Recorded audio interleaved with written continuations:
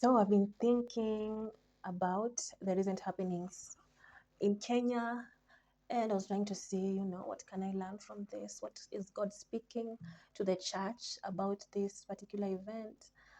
And this is what I felt. But so in Kenya recently, we lost a very top political figure. His name is Raila Odinga. In case you're watching this and you're not a Kenyan, he was the second prime minister of this country. And yeah, of course, he has always been very active in the government for a very long time. I think it will be almost 15 years or even more. Yeah, and myself, okay, I've known him since I was a kid. And yeah, of course, coming from Western Kenya, because I was a big fan. So, what can we learn from this event? You see, Raila Odinga had so many reasons as to why he deserved the presidential seat. He was, of course, very charismatic, very much loved by people. He was from the royal family, a son of the late Jaramogi. He was a man of integrity. I mean, none of us is perfect, but his name does not pop up in every scandal, I don't know, every court case, no. And he's also a family man. He had a very adorable family. Yeah, we've never heard of, any funny dealings or anything like that. And of course, he has been to prison. Like, he's literally spent his blood, sweat, and tears fighting for democracy. So on paper, he had everything that qualified him to be a president. But guess what? He never got that seat until the day that he passed on, unfortunately.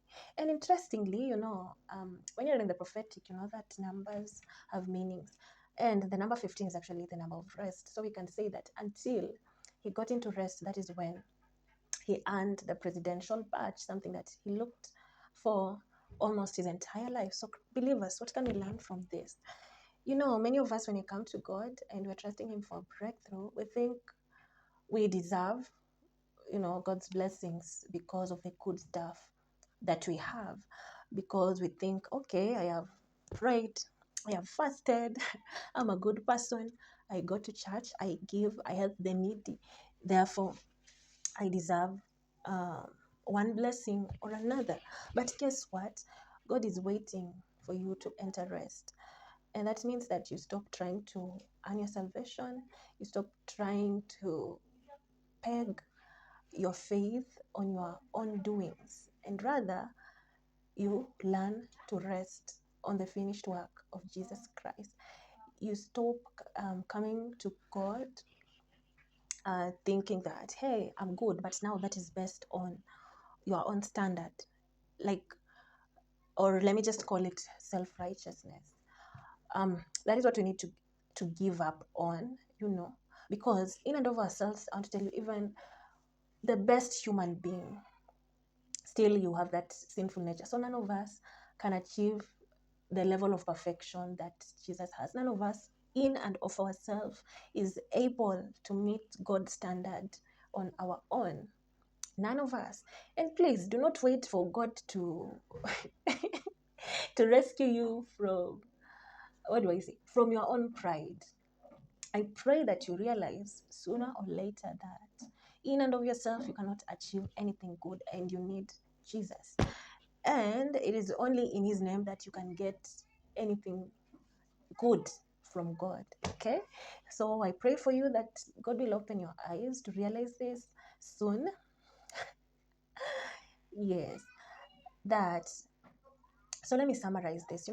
I was thinking about this verse that says that when King Uzziah died, I saw the Lord.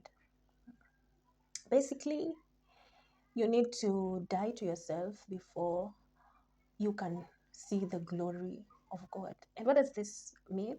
It means that you stop looking to yourself to earn God's blessing. You need to die to pride. Stop thinking that, hey, I'm a good person. I have all the good stuff. I have done all the right things and I deserve this. No. All of us need Jesus. All of us Yeah, Bible says everyone has fallen short of God's glory, and that is why Jesus came, so that he can give us a righteousness that is apart from works. So it is until you stop depending on your effort that you're going to meet your breakthrough. Yeah, and that is what I felt. God was speaking to me about this event, but of course it was very sad. My condolences to Mama Ida and the entire family. I pray for you. May God grant you peace.